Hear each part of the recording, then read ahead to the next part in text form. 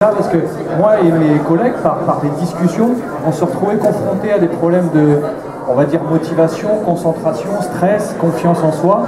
Aujourd'hui, je mets ces mots, mais à l'époque, je ne savais pas très bien comment ça s'appelait. Mais en tous les cas, je voyais bien qu'on s'entraînait beaucoup. Et le jour de la compète, il se passait des choses qu'on ne travaillait pas en semaine et qui pouvaient largement perturber nos performances. Alors, quand j'ai quitté ce monde pro, puisque j'étais invité à quitter les lieux, je suis allé en psychologie. Alors, non pas pour avoir un diplôme ou un métier, j'étais curieux en fait. J'y suis allé par curiosité pour voir ce que ces professionnels avaient à en dire. Donc là, il s'est trouvé que ça m'a passionné. Et comme je dis souvent, pour la première fois de ma vie, je suis devenu un bon élève. Pour une raison, et je vous invite peut-être à cogiter là-dessus, c'est que j'ai mis du sens dans ce que je faisais et du coup j'étais performant. Donc voilà, alors pour faire vite, l'histoire, j'ai créé une première société dans les années 2000, j'avais un associé, on s'occupait de la préparation mentale du footballeur de haut niveau et de l'accompagnement technico-tactique. Donc voilà, on a eu la chance de travailler dans toute l'Europe, on avait par exemple 3 vice-champions du monde en 2006.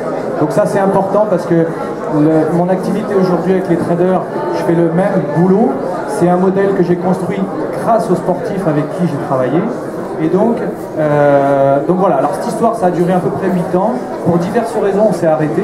Donc moi depuis 3 ans, 4 secteurs d'intervention.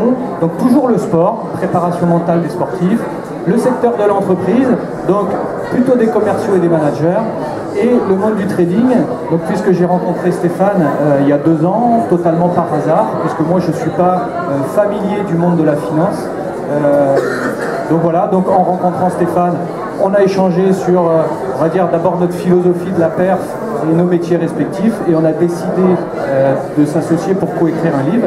Donc depuis 2 ans, et du coup, j'accompagne des traders sur le plan de leur performance mentale, avec un objectif, s'il faut résumer, qui est la régularité, puisque pour moi la régularité c'est le haut niveau. Donc voilà.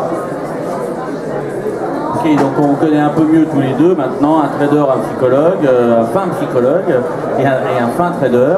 Alors bon, alors les livres, on en avait déjà parlé un peu en septembre, mais on va reposer la question, quelles sont les raisons qui vous ont poussé tous les deux à écrire ces livres? Alors ce livre-là qui est sorti en septembre, et celui-là à nouveau maintenant pour le salon également, peut-être qu'il y a une relation entre les deux.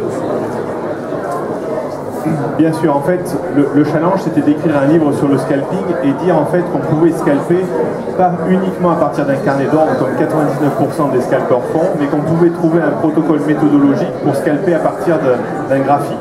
Donc en fait, j'ai modélisé une certaine récurrence sur les marchés qui me permet finalement de scalper uniquement à partir d'un graphique, de prendre position, de gérer ma position, de trouver un stop, de calculer un objectif, de gérer ma position si elle dépasse mes espérances, avec quelque chose de très mesuré et très normé.